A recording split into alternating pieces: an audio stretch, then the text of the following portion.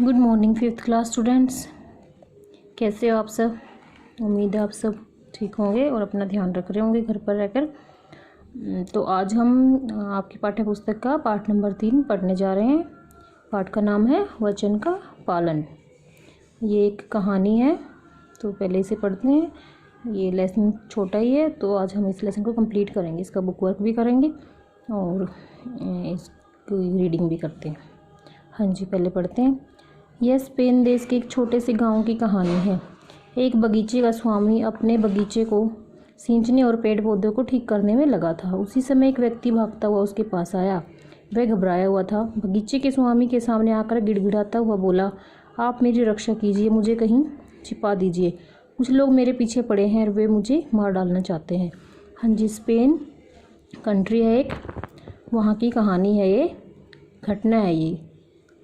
वह व्यक्ति भय के मारे बार बार पीछे की ओर मुड़कर देख रहा था। बगीचे के स्वामी को उस पर दया आ गई। उसने उसे एक कोठरी दिखाकर कहा, जाओ उस कोठरी में छिप जाओ, रात को अंधेरा होने पर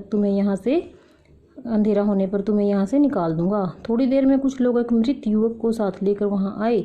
बगीचे के स्वामी ने उस युवक को देखा और हाय मेरा बेटा कहकर रोता हुआ उसे लिपट गया। मृत युवक उसी का पुत्र था। उन्होंने बतलाया, गांव के बाहर एक व्यक्ति से पटक कर इसकी छाती पर बैठा था और इसका गला दबा रहा था। हम लोग दौड़े, किंतु वह भागकर कहीं छिप गया। हमें खेद है, हमारे पहुंचने में देर हो गई। आपके पुत्र के प्राण हम नहीं बचा सके। उन लोगों ने हत्यारे का रंग रूप और उसके पहनावे के बारे में बतलाया। बगीचे का स्वामी समझ गया कि जिस व्यक्ति को उसने कोठरी में छिपा रखा है वही उसके पुत्र का हत्यारा है, लेकिन उसने उन लोगों से हत्यारे के संबंध में एक भी शब्द नहीं कहा। बगीचे के स्वामी का दिन अपने पुत्र का अंतिम संस्कार करने में बीत गया। रात हुई और जब सब लोग सो गए, तब उसने वह कोठरी खोली जिसमें हत्यारे को छिपा रखा था। उसने हत्यारे से कहा, तुम्हें पता है कि दिन में तुमने जिस युवक की हत्या की थी वह मेरा पुत्र था? हत्यारा कांपने लगा। भय के मारे उससे बोला तक नहीं गया। वो समझ गया कि अब उसके प्राण नहीं बच सकते। लेकिन बगीचे के स्वामी ने कहा, डरो मत, मैंने तुम्हें शरण दी है और तुम्हारी रक्षा का वचन दिया है। मैं अपने वचन का पालन करूंगा। मेरे खच्चरों में से एक खच्चर ले लो और उस पर चढ़कर रात ही रात यहाँ से भाग जाओ। हत्यारा बगीचे के स्वामी के पैरों पर गिर पड़ा और फूट फूट कर रोने लगा।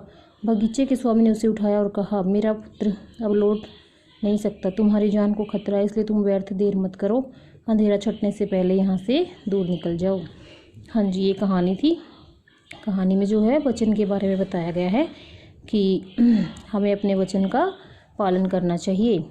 किसी के साथ हमें धोखा नहीं करना चाहिए, किसी को शरण देकर उसको धोखा नहीं देना चाहिए। ऐसी ये कहानी थी। तो इसके कुछ ही शब्दार्थ हैं जो आपने अपनी नोटबुक में लिखने हैं। पहला है स्वामी। स्वामी का अर्थ है मालिक। कोठरी, कोठरी कमरा। खेद, दुख, व्यर्थ, बेकार। हाँ जी, इसके मौखिक क्वेश्चन है जो हम सिर्फ डिस्कस करते हैं। यह कहानी किस देश से संबंधित है? स्पेन देश से। मृत युवक को देखकर बगीचे का स्वामी क्यों रोने लगा? क्यों रोने लगा? क्योंकि वह उसका अपना बेटा था। हत्यारा किसके पैरों पर गिर पड़ा? किसके? बगीचे के स्वामी के। बगीचे का जो स्वामी था उसके पैरों पर गिर पड़ा। हाँ जी, नेक्स्ट इसमें गद्यांश है।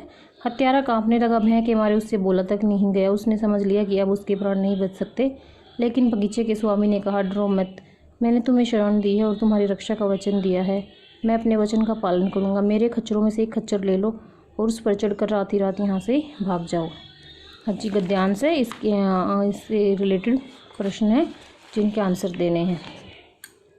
हत्यारे ने क्या समझ लिया? क्या समझा था हत्यारे ने? कि उसके प्राण अब नहीं बच सकते।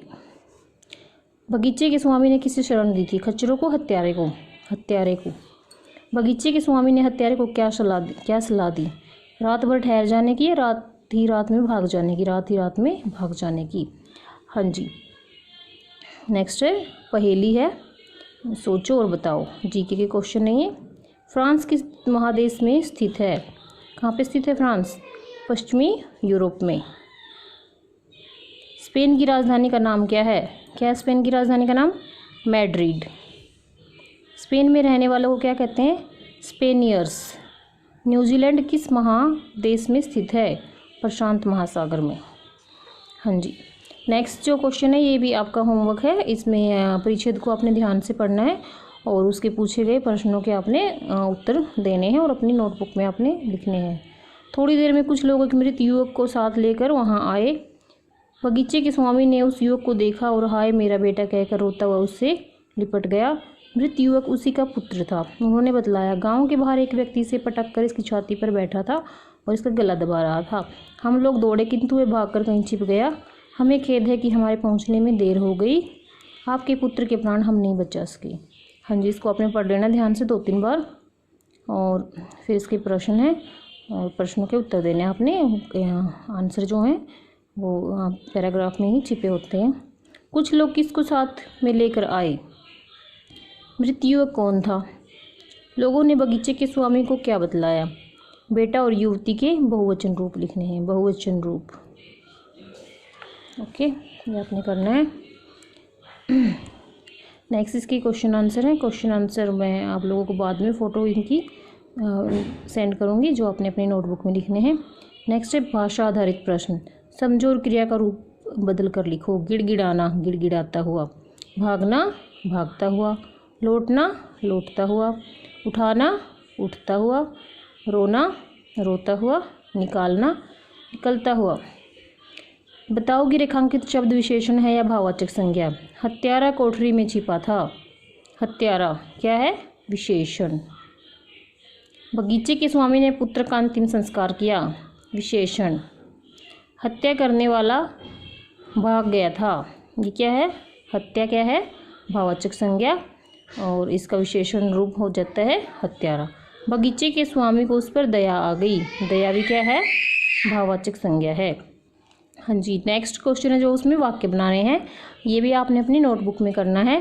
तो इन शब्दों से वाक्य बनाने हैं। हत्या, बगीचा, प्राण, व्यक्ति। हाँ जी, सिर्फ 4 ही शब्द हैं, इनसे आपने वाक्य बनाने हैं। आप वाक्य कोई भी बना सकते हो बाहर से या लेसन से रिलेटेड।